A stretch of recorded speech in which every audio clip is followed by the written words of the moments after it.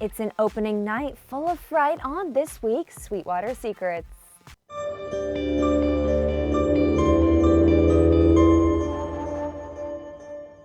Welcome back, Riverbabes. I'm your host, Leanna Aguilera, and this is your Sweetwater Secrets After Show for episode 218, Chapter 31, A Night to Remember, aka the musical episode.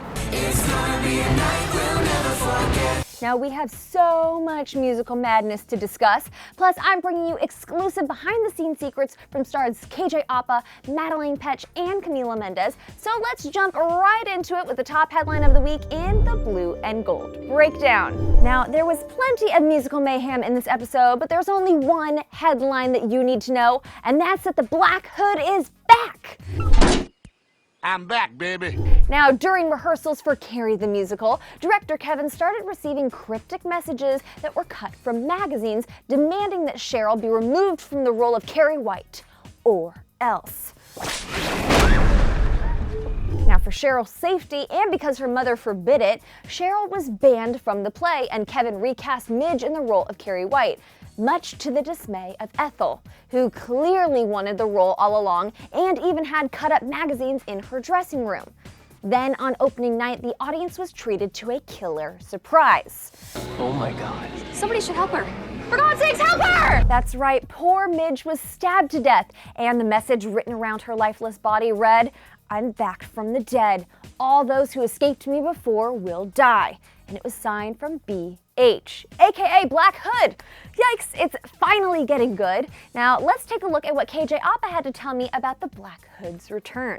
Well, I know that the Black Hood storyline is coming back, because you know I know all the secrets. Yes, you do. You do. What do you think about that? I feel like... Are you over it? I was over it for a while, but I'm excited because it's important to Archie, and I would like it to get wrapped up for him. Mm-hmm. I'm still maintaining that it's Hal Cooper under the hood. Okay. But when you found out that the Black Hood storyline was going to be coming back, what was your reaction?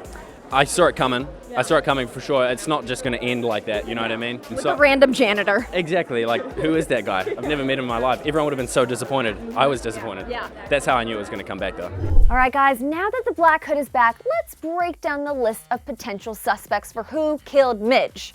First up is Fang, aka the last person to be seen talking to Midge alive. Then we have Moose, Midge's boyfriend, who was also in a really bad mood the night of the murder. Then, of course, there's Ethel Muggs, who desperately wanted the role that Midge won, and she even had cut-up magazines in her dressing room. Next two on the list are Sheriff Keller and Chick Cooper, because neither of them had any real reason to be backstage before the show. And lastly, Hal Cooper. Well, to be honest, I'm only including him on the list because Hal was there and he bugs me, and I'm really not ready to let go of my gut feeling that he's been the Black Hood from the very beginning. I knew it! Who do you think committed the crime? Hit the comments below and tell me, but for now, let's put the gruesome murder aside and focus on the romance news in this week's 7 Seconds in Heaven. Now, aside from Cheryl and Tony's sweet, flirty eyes, and this epic Varchi makeout sesh with a not-so-subtle invitation, You want us to take that sexy new Firebird of yours to Lover's Lane? things were relatively tame with the couples in Riverdale. Now, while Alice was clearly feeling hot and bothered after Phyllis's trailer rendezvous, FP was giving her the cold shoulder at Pops. I'm working, Alice. Sorry.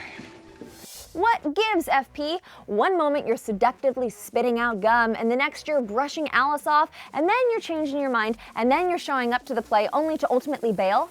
Get it together, man.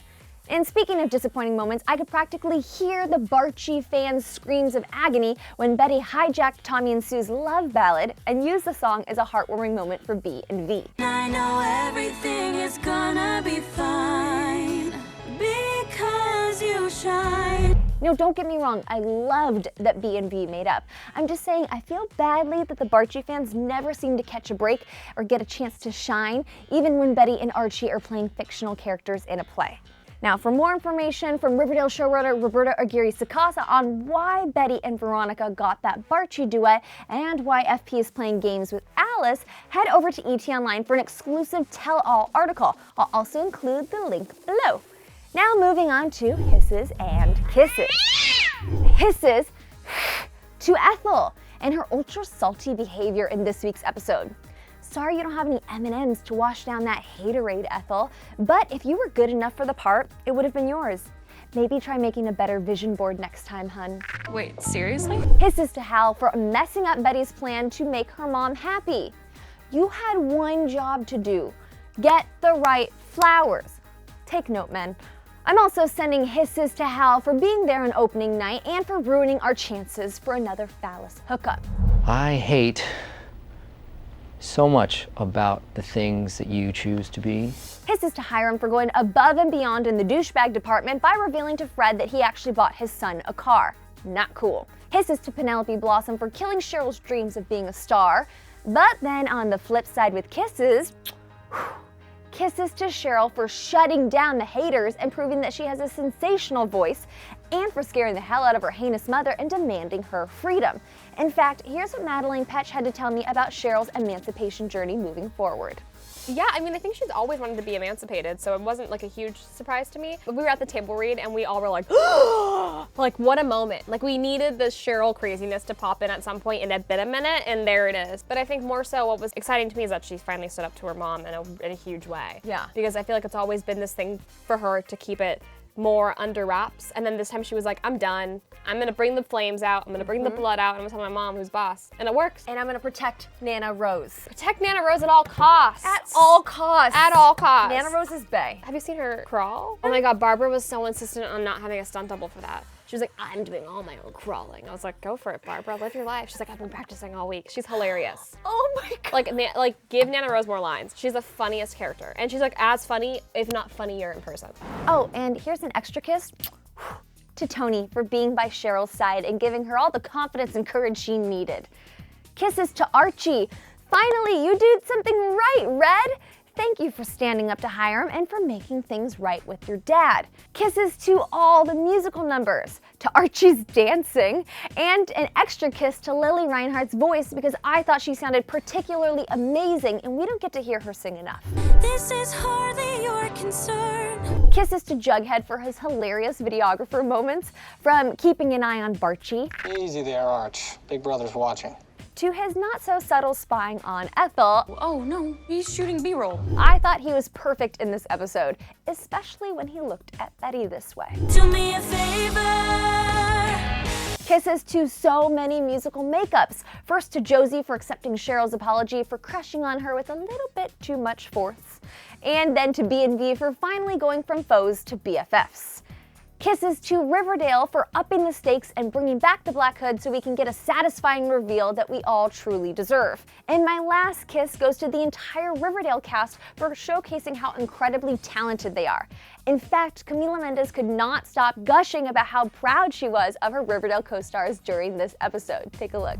It was one of my favorite episodes to shoot. As crazy as it was putting it together, we had so much fun seeing everybody exercise these abilities that we don't always get to exercise. I mean, I sing and dance on the show a lot, but not everybody else does. And like seeing Lily kind of show off her talents, and KJ's a surprisingly very good dancer. Even though he's joking about it, he's actually very good. And Madeline sings, everyone just sounds so amazing, and I'm excited for people to see it. Whew!